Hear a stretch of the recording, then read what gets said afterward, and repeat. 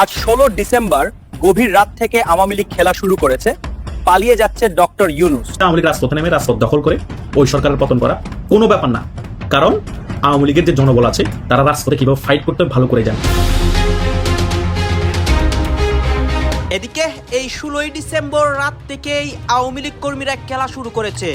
Doctor ইউনূসের উপর সরাসরি প্রভাব ফেলে তার বাসভবন যমুনা ঘেরাও করে দেশের নতুন পরিস্থিতি করে আজকে। শেখ হাসিনা কিন্তু পদত্যাগ করে নাই, উনি এখনো বাংলাদেশের প্রধানমন্ত্রী এবং উনি সসম্মানে বাংলাদেশের প্রধানমন্ত্রী হয়ে ফিরবেন। তারা যতটুকুই ষড়যন্ত্র করুক দেশীয় এবং আন্তর্জাতিক ভাবে। আওয়ামী লীগের নেতারা বলছেন নির্বাচনে তারা অংশগ্রহণ করতে চান, নির্বাচনের তফসিল প্রত্যাখ্যান করলেও নির্বাচন প্রক্রিয়ার সঙ্গে তারা থাকতে চান, অর্থাৎ নির্বাচন বানচাল করার তাদের প্ল্যান নেই।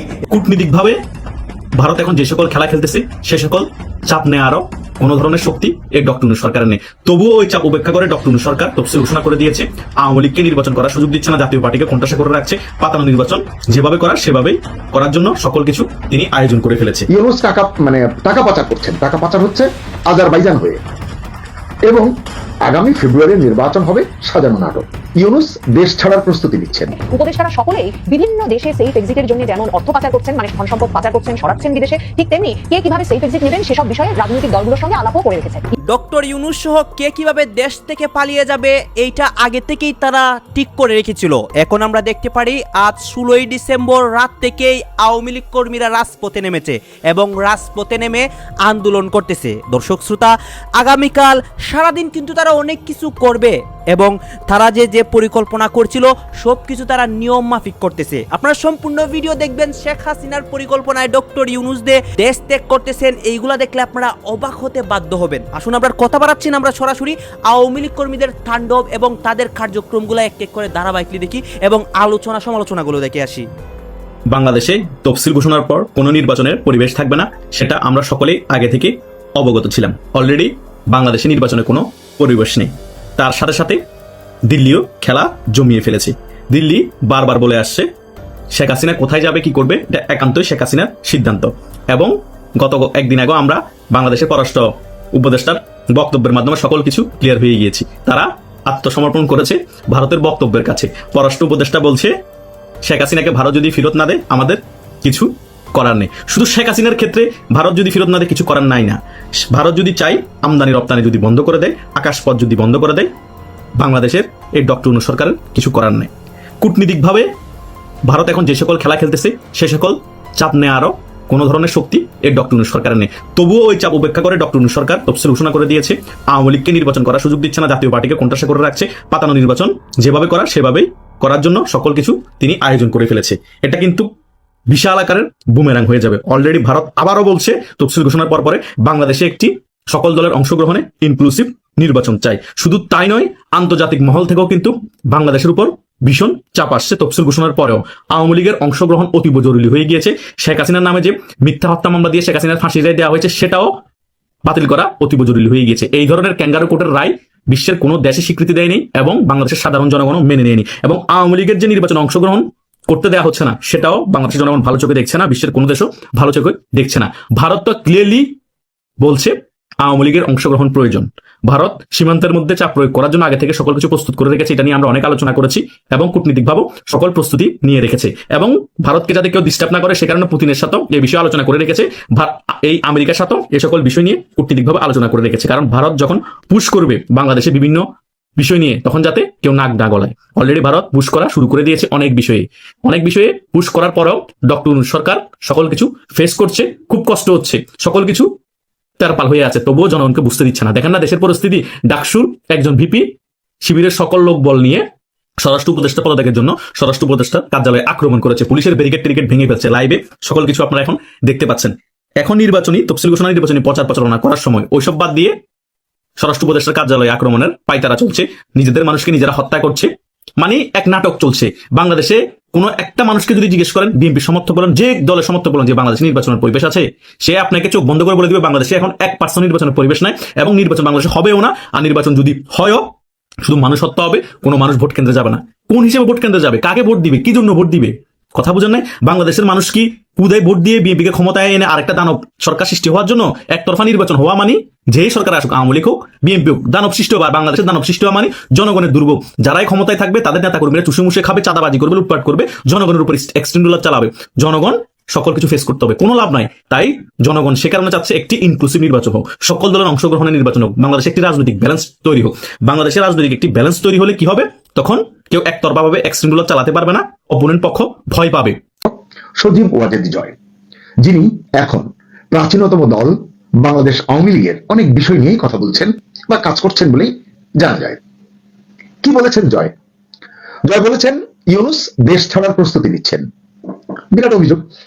বলেছেন ইউনূস টাকা পাচার করছেন, টাকা পাচার হচ্ছে আজারবাইজান হয়ে, এবং আগামী ফেব্রুয়ারির নির্বাচন হবে সাজানো নাটক। মোটা দাগি তিনটি কথা তিনি বলেছেন। প্রথমেই বলি, ইউনূস সম্পর্কে কি বিস্ফোরক তথ্য দিয়েছেন জয়। কিছু তো শুনেছেন আপনারা যে তিনি পালিয়ে যাবেন, অর্থ পাচার করছেন, এগুলো।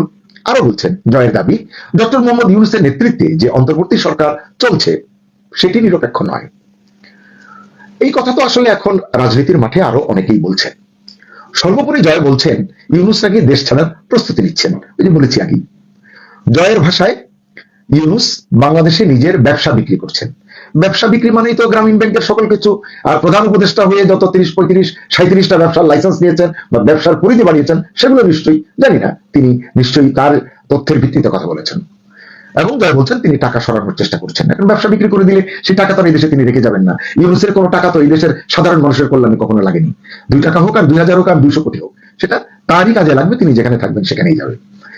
যে কারণেই জয় হয়তো অভিযোগ তুলেছেন যে আজারবাইজান হয়ে অর্থ পাচারের অভিযোগটি তিনি করলেন। এটি আরেকটি 2 2 4 যদি মেলাতে চান, সেটি হচ্ছে আজারবাইজানের সরকার প্রধানের 2 কন্যা কয়েকদিন আগে ইউনূসের সঙ্গে তার সরকারি দপ্তরে দেখা করেছেন। কোন ক্রাইটেরিয়ায়, কোন ক্যাটাগরিতে তারা এইভাবে সাক্ষাৎ পান বলা মুশকিল। আমরা তো অভিযোগ শুনেছি আমাদের দেশের ব্যবসায়ীরা, শীর্ষ ব্যবসায়ীরা, বিজিএমই এর প্রেসিডেন্টরা 4 মাস 5 মাসে ইউনূস সাহেবের একটা অ্যাপয়েন্টমেন্ট পান না। কিন্তু বাইরে থেকে আমি আগেও বলেছি সলিমুদ্দি কলিমুদ্দি টাইপের কেউ আসলেও তার সাক্ষাৎ পান, কারণ এর সঙ্গে ওই যে মেটিকুলাস ডিজাইনের নানান যোগসূত্র কিন্তু আপনি তৈরি করতে পারেন, মেলাতে পারেন। এবং যেহেতু জয় অভিযোগ তুলেছেন যে আজারবাইজান হয়ে, তো আজারবাইজানের প্রেসিডেন্ট না প্রধানমন্ত্রী যে মেয়ে এসছেন, তাদেরকে দেখলাম এখন রাষ্ট্রীয় মর্যাদার মতো করে সেই যে গ্রাফিতি সারা বিশ্বে উনি বাণিজ্য করে বেড়ালেন, মার্কেটিং করে বেড়ালেন। দেননি শুধু তিনি 2 জনকে, আমার জানা মতে, এক দেননি ভারতের প্রধানমন্ত্রী নরেন্দ্র মোদীকে, আর দেননি হচ্ছে আপনার সম্প্রতি এসেছেন ভুটানের প্রধানমন্ত্রী শেরিং তোবগেকে। কারণ শেরিং তোবগে এবং মোদীর ভিতরে তো এক ধরনের সমন্বয়, একই পাঠাতনে তারা আছেন, এই কারণে দেননি। বাকি সবাইকে তিনি এই গ্রাফিতি দিয়েছেন, পাকিস্তান থেকে শুরু করে একেবারে হিল্লি দিল্লি বাদে বাকি সবাইকে। যাই হোক, জয় বলেছেন ওই কারণেই কথাগুলো বললাম যে 2 2 4 কি আসলে হতে পারে কিনা আপনারা বিবেচনা করবেন।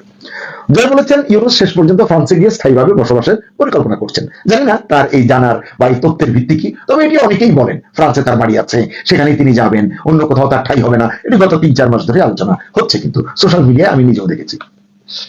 প্রিয় দর্শক, এই অভিযোগগুলো যেগুলো এতক্ষণ বললাম সত্য না মিথ্যা, সেটা কিন্তু আপনি আমি যাচাই করতে পারবো না। সেটি যাচাই করবে আইন এবং সময়, তাও সময় মতো।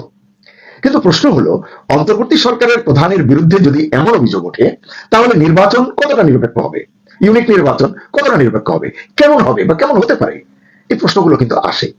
দেখা যাক নির্বাচন নিয়ে জয় আর কি ব্যান করে দিয়েছে। আওয়ামী লীগ এখন মাঠে নাই, আওয়ামী লীগ কাজ করতে পারবে না, তাই নিজেরাই খুনোখুনি করছে। আবার সেই খুনোখুনি একজন আরেকজনকে গুলি করে মারে, তো তখন আবার তার জন্য আহাজারিও করে। দেখা যায় যারা মারে তারা যেন আরো জোরে বেশি হাজারি করছে। সেটা আপনার একটা ঘটনা থেকে আপনারা দেখতে পাচ্ছেন যে সেখানে যে সমস্ত হত্যাকাণ্ড হয় তারা নিজেদের মধ্যে ঘটছে, সেখানে যারাই মারছে তারাই আবার দেখি সমবেদনার জন্য এগিয়ে যাচ্ছে, আর সে আকুল হয়ে কাঁদছে। আর যত হত্যাকাণ্ড, পুলিশ হত্যা, আওয়ামী লীগ নেতাকর্মী হত্যা, সাংবাদিক, আইনজীবী, একের পর এক সেই 16 জুলাই থেকে যে হত্যাকাণ্ড শুরু করেছে। এবং যখন আমি জুডিশিয়াল ইনকোয়ারি কমিশন করলাম, তাদেরকে কাজ করতে দিল না ইউনূস। কেন দেয়নি? তার কারণ এই হত্যাকাণ্ডের সঙ্গে সে নিজে জড়িত, তার মেটিকুলাস ডিজাইনেই হত্যাকাণ্ড ঘটেছে এবং এখনও যা ঘটছে সেটাই ঘটছে। কিন্তু একবার এই সন্ত্রাসী জঙ্গিদের জেলখানা থেকে মুক্তি দিয়ে যখন তাদের হাতে অস্ত্র দিয়ে মাঠে নামিয়েছে কি আওয়ামী লীগ ধ্বংস করতে, আওয়ামী লীগ তো এখন ঘর ছাড়া, বাড়ি ছাড়া, চাকরি হারা, ঘর বাড়ি হারা, সব হারা। কারণ আওয়ামী লীগে না পেয়ে নিজেরা খুনোখুনি করবে, এবং সেটাই এখন শুরু হয়ে গেছে। আর যে নির্বাচনের তফসিল দিয়েছে, তারপরে তো আরও তাদের খুনোখুনি আরও বাড়বে, নিজেদের মধ্যেই বাড়বে। কিন্তু জুলাই মাসে যারা হত্যাকাণ্ড ঘটিয়েছে তাদেরকে দিয়েছে ইন্ডেমনিটি, অর্থাৎ দায় মুক্তি। আর আওয়ামী লীগের নেতাকর্মীর বিরুদ্ধে মিথ্যা মামলা। তা আপনার ক্ষতি যারা করছে তাদেরকে ছেড়ে দিয়ে দূরে বসে কাঁদলে তো চলবে না। যতজন মানুষ একসাথে ঘর বাড়ি পুড়িয়েছে, সবাই যদি একজোট হয়ে নামেন, এই সন্ত্রাসীরা তারা যাবে কোথায়? এই জুলুমবাজরা যাবে কোথায়? হ্যাঁ, আমি জানি এখন আইনের শাসন নাই, বিচার ব্যবস্থা নাই, কিচ্ছু নাই। আপনি মামলা করতে গেলে মামলা করতে দেবেন না, উল্টো যে মায়ের খায় তার বিরুদ্ধে মামলা দেয়, যে মারে তাদের মাথায় করে নাচে, কিন্তু এর খেসাও তাদের দিতে হবে। হাদির আজকের এই অবস্থা থেকে অনেকের তার জন্য খুব মায়া হচ্ছে, তাই না? ইস, গুলি একদিক দিয়ে লাগছে, অন্যদিক দিয়ে বের হয়ে গেছে, কত রক্তের বন্যা বয়ে গেছে, দৃশ্যটা দেখে খুবই খারাপ লাগতেছে, খুবই অনুভূতি কাজ করতেছে নাকি, তার বলে একটা সহানুভূতি চলে আসতেছে নাকি। কেন যখন এই যে এই জুলাই সন্ত্রাসী, এই যে জঙ্গি, যখন হাদিরা যখন ওপেনে রাস্তার মধ্যে বেরোয় বলতো যে আওয়ামী লীগের কিংবা ৭১-এর ধারণ করে মুক্তিযুদ্ধের চেতনায় বিশ্বাসী, এমন যারা রাস্তায় বেরোয় কোনো ধরনের টুর শব্দ করবে, কেউ জয় বাংলা বলবে, তখন তার সবকিছু ছিঁড়ে ফেলা দিতে হবে, এ ধরনের নোংরা ভাষায় গালাগালি করতেছিল। তখন আওয়ামী লীগ সভানেত্রী শেখ হাসিনাকে উদ্দেশ্য করে বলতেছিল, আমি তার ইজ্জত দিয়ে কথা বলবো, তাহলে আমি তার সুমা দেবো, তাই না দেন সুমা দে, এই ধরনের অশ্লীল ভাষায় বলতেছিল। শুধুই কি তাকে প্রধানমন্ত্রী বা আওয়ামী লীগ সভানেত্রী হিসেবে কেন ধরেন? ৮০ বছরের একজন বৃদ্ধ নারী তিনি, একজন বয়স তার ৮০ বছর। আপনার মায়ের বয়স ৮০ বছর হইতে পারে, আপনার দাদির বয়স ৮০ বছর হয়েছে, তো সে ৮০ বছরের একজন বৃদ্ধ নারী। তখন ৮০ বছরের একজন বৃদ্ধ নারীর অন্তর্বাস নিয়ে যখন এই জুলাই সন্ত্রাসীরা যখন ক্যামেরার সামনে এসে নাচানাচি ঢলাঢলি করতেছিল, তখন আপনারা কি ভুলে গেছেন যে কালকে বাদে পরশুদিন আপনার বোন, আপনার মেয়ে, আপনার স্ত্রী, আপনার মায়ের অন্তর্বাস নিয়ে আরেকজন যখন টানা হেঁচড়া করবে, তখন আপনার কেমন না লাগবে? কই, তখন তো আপনাদের বিরুদ্ধে প্রতিবাদ করেন নাই। তোফাজ্জলের মতন একজন সাধারণ ব্যক্তি, তোফাজ্জলের মতো একজন সাধারণ ব্যক্তি, যার মেন্টালি রোগী, সে মানসিকভাবে অসুস্থ ছিল, তাকে যেভাবে ভাতের কথা বলে, খাবারের কথা বলে, তাকে যেভাবে নির্মমভাবে হত্যা করা হলো, নির্দয়ভাবে ঢাকা বিশ্ববিদ্যালয় এই ক্যাম্পাসে তাকে হত্যা করা হলো, কোথায় ছিল আপনাদের প্রতিবাদ? তখন কয়জনের প্রতিবাদ করেছিলেন সে বিষয়ে? একজনও তোফাজ্জলের হত্যাকারী একজনও গ্রেপ্তার হয়েছে আজ পর্যন্ত? কই, সে বিষয় নিয়ে কয়জন কে টুল শব্দ করতে পারছে না?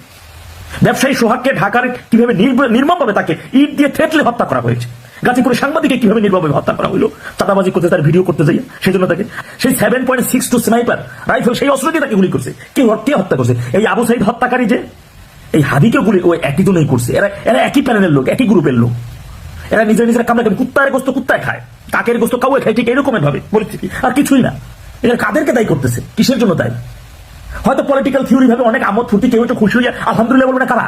যারা দেশকে ভালোবাসে, স্বাধীনতার পক্ষে যারা শক্তি, যারা মুক্তিযুদ্ধের চেতনা ধারণ করে, তারা শুধু আওয়ামী লীগ সভানেত্রী শেখ হাসিনা না, ৮০ বছরের একজন বৃদ্ধ মহিলা, তাকে অপমান করা হয়েছে, জঘন্যভাবে অপমান করা হয়েছে, ৭১-কে মুক্তিযুদ্ধকে জঘন্যভাবে অপমান করা হয়েছে।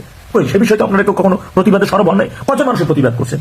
এদেশের সবচাইতে বড় ফেসিস্ট, এদেশের সবচাইতে দ্বিমুখী হচ্ছে এক জাতের নাগরিক, এক জাতের জনগণ, এক শ্রেণীর জনগণ আছে যারা, এরাই হচ্ছে বড় ফেসিস্ট। এই লাশের রাজনীতি কবে থেকে শুরু হয়েছে বলতে পারেন? কবে থেকে এই লাশের রাজনীতি, এই ভয়ঙ্কর লাশের রাজনীতি কবে থেকে? ২৪-এর ৫ আগস্টের পরে এই ১৬ মাসে যে নরকীয় ঘটনা, যে লাশ মানুষকে নির্মমভাবে হত্যা করা, আমি নিজের চোখে দেখছি পুলিশকে কিভাবে নির্মমভাবে পুড়িয়ে হত্যা করা হয়েছে। আমি নিজের চোখে সেদিন যাত্রাবাড়িতে আমি দেখছি একজন জলজান্ত পুলিশ সদস্যকে নির্মমভাবে পিটিয়ে হত্যা করে পায়ে রশি বেঁধে লোহার ফ্লাইওভারে ব্রিজের সাথে ঝুলিয়ে রাখছে। তো এই ঘটনাগুলো ফেরত আসবে না, এগুলো ফেরত পাবে না, যে কোনো ভাবে ফেরত পাবে না। কুত্তার গোস্ত কুত্তায় যেরকম কাউয়ের গোস্ত কাউয়ে খায়, এরকম ফেরত আসবে না। সকল জঙ্গিদের কাছে অন্যের জন্য গর্ত খুললে সেই গর্ত নিজেদেরকে পড়তে হয়, সেই গর্ত নিজেদেরকে পড়তে হবে, এটা চিরন্তন সত্য। এত মায়া খান না কেন, এত পিরিক কেন রে ভাই? এই প্রেম কোথায় ছিল তখন?